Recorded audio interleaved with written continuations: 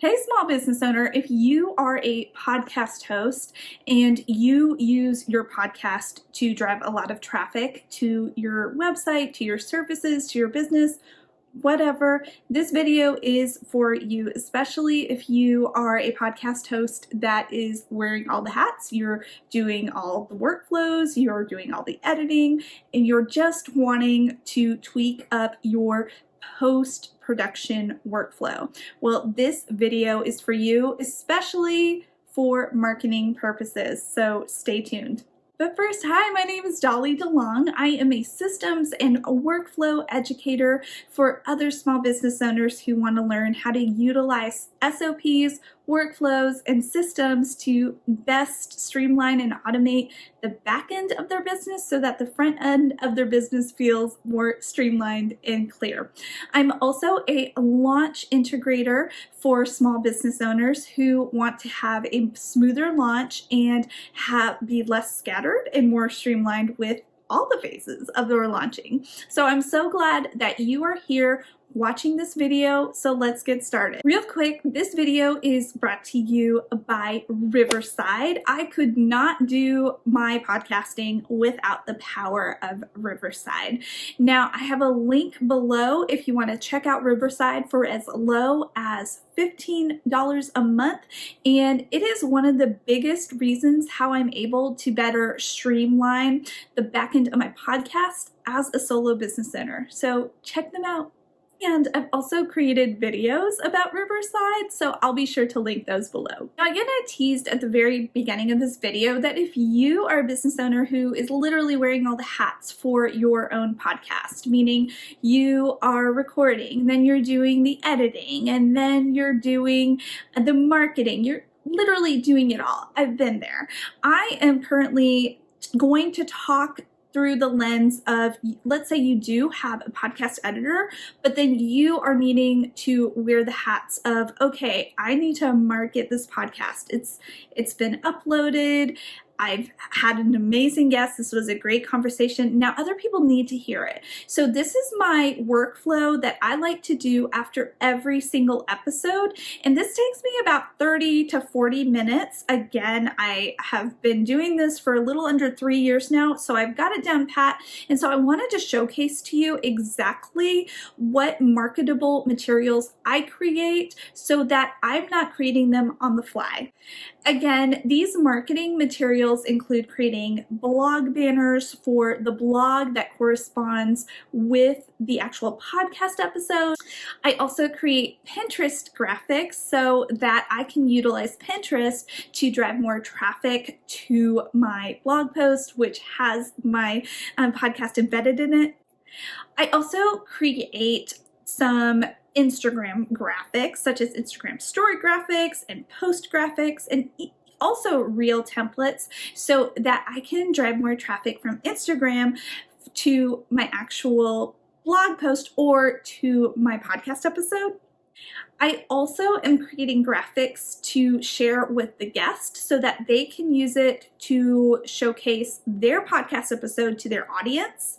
And then I'm also going to be sharing how I utilize Riverside on the back end to create audio clips for myself. I've created other videos, other YouTube videos to showcase how I create these audiograms, but I just wanted to showcase to you in this video how I organize it. So again, I'm not flying by the seat of my pants week after week with marketing. So let's just jump in. I created a really quick tutorial Loom video of myself just showcasing the back end of Trello, how I use my project management tool just to keep me just like on point with my SOP.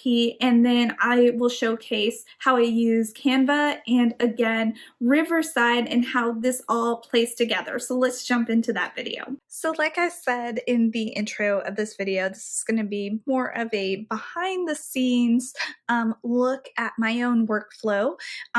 Again, this is what works for me, and I've been using this system for a little over or a little under 3 years now. So after I have recorded the podcast episode with my guest, or if I've done it by myself, let's say it's with a guest, I normally have 30 30 minutes. I give myself 30 to 40 minutes to do this workflow because that's how long it takes me. So I will go into my Trello board. Now I keep everything organized in my Trello board. And I share it with my podcast production team. I don't know what to call them, but Studio Pizza Productions is who records and edits and does all the magic for my podcast. So shout out to Scott and Anna. Anyway, so I go in and I move this over from, let's say this was a planned episode that I had scheduled out. Then I move this to the recorded, and that lets my production team know like where I am in the process. And then with them, I told you, I'm letting you know everything. I'm clicking here, and this is something they set up that makes the streamlining process so much easier. So if you are working with a podcast producer, I highly recommend setting this step up because it makes everything very clear. So I click here, and I submit a form to them every time that I have recorded a podcast. So I click here and I let them know exactly what the podcast episode was about. And then I hit submit, and that way it's in their queue to start editing it. Okay, so for me, I like everything in order. Okay, so let's just say I'll open up this, and I have notes for myself of what I know that I need for every podcast episode. So I know that I need a blog banner because I'm also blogging about this. I know I need a thumbnail for the actual podcast episode for a previewable link for whatever podcast player a person uses. I know I'm going to need some Pinterest images because I do like to use Pinterest to drive traffic to my website and to drive traffic to the actual podcast itself.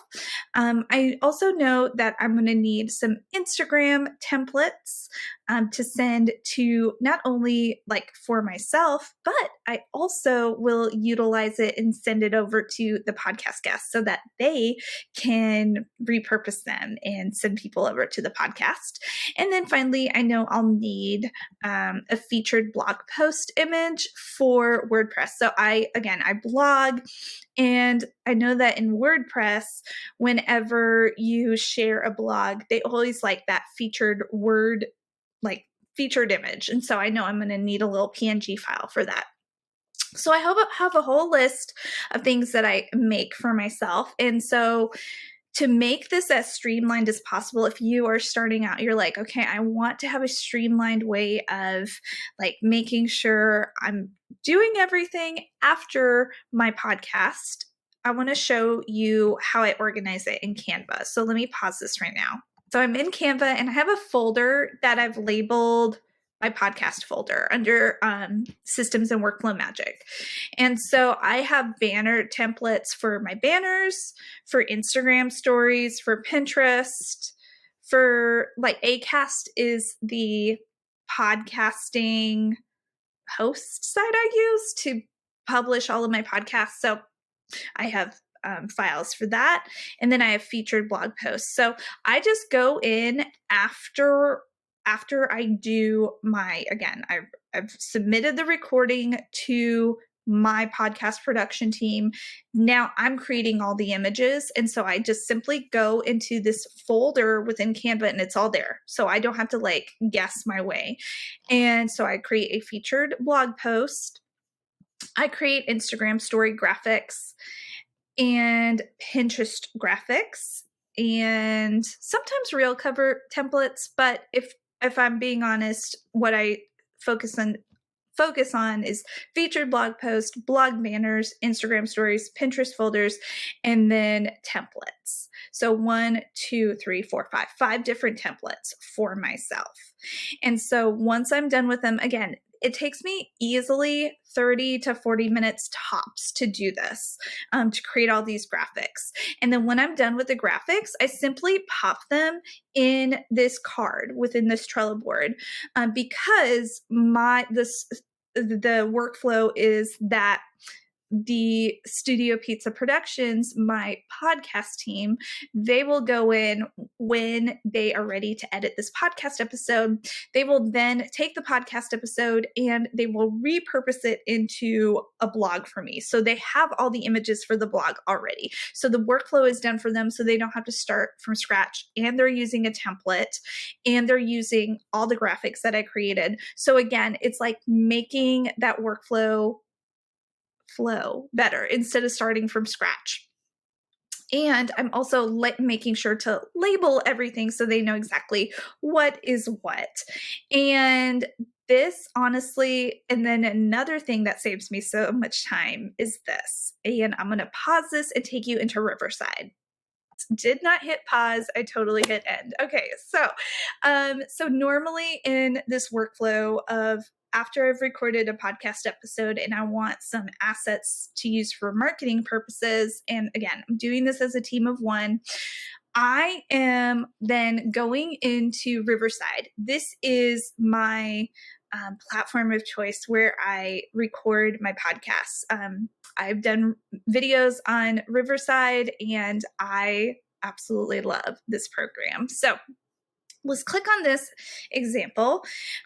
So I've done videos where I showcase how it creates transcripts for me and takeaways, but down here, I create different clips, and Riverside calls them magic clips. And so I just quickly edit them down. When I say edit them, really Riverside is doing all the editing. All I am doing is adding my brand colors to the words for the clips, and then my logo for the Systems and Workflow Magic podcast.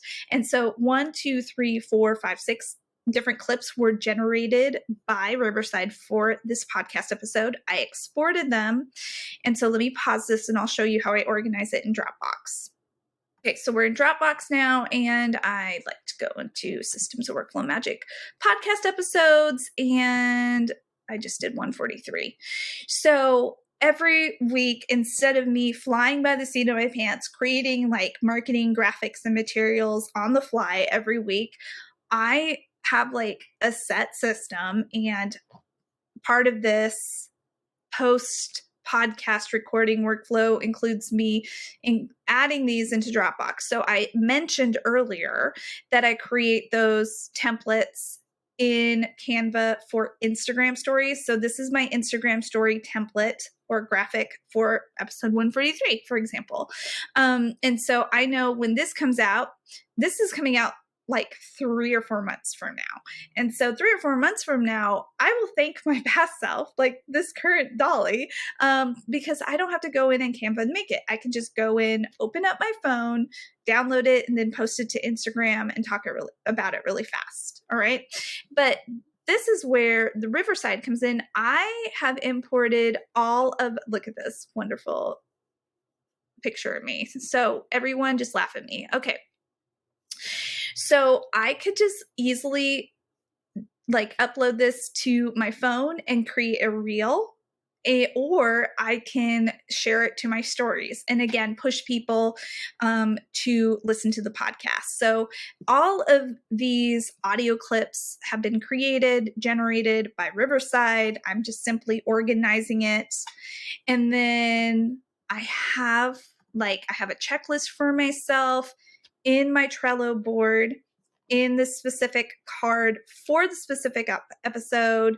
And I know exactly, I just keep it very consistent. So the whole point of me showcasing, again, reminding you, the whole point of me sharing this process with you is for you to develop some sort of standard operating procedure for knowing how to create some marketable assets for each podcast episode that you record, and not doing it on the fly.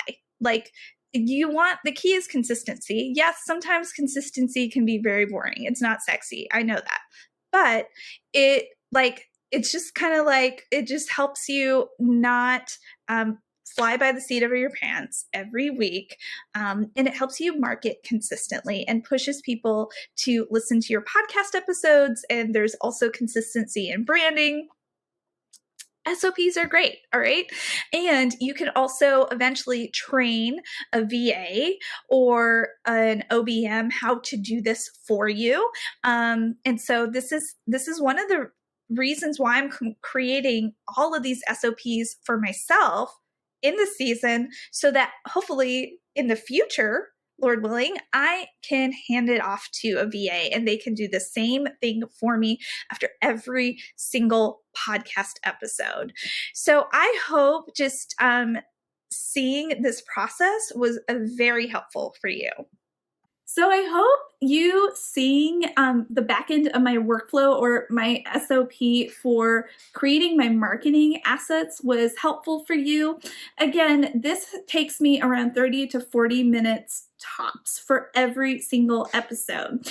And especially I made this for you, the small business owner, if you are still wearing all the hats, if you're doing this on your own and you're wanting to develop consistency week after week and you're sick and tired of like flying by the seat of your pants with marketing every single episode, because marketing your episodes is important to showcase your expertise in the podcast episode and to build out your SEO. So I really hope that this was helpful for you. I want to remind you again that I have my entire podcasting workflow in my Systems and Workflow Magic shop.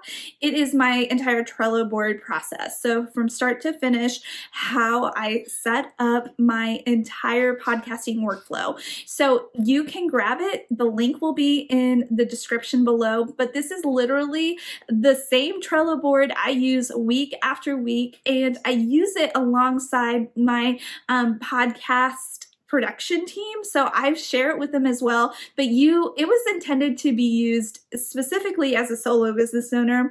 And now that my team is slowly growing, I'm able to share it with my specific podcast production team as well. So I want to encourage you to develop an SOP and a system for yourself for your podcasting so it's consistent week after week. And I want to give a huge shout out to Studio Pizza Productions for being like the best producers ever of my podcast. And I will be sure to link their information below just in case you are now in a season of wanting a really great podcast production team. I've got your back. As always, thank you so much for watching all the way through. It really means the world to me. If you liked this video, please share it with other podcasting business peers who are in the same boat as you, who want to find consistency in developing an SOP and a workflow that works for them and that helps you market your podcast consistently. So please feel free to share and like, and don't forget to hit the subscribe button as well.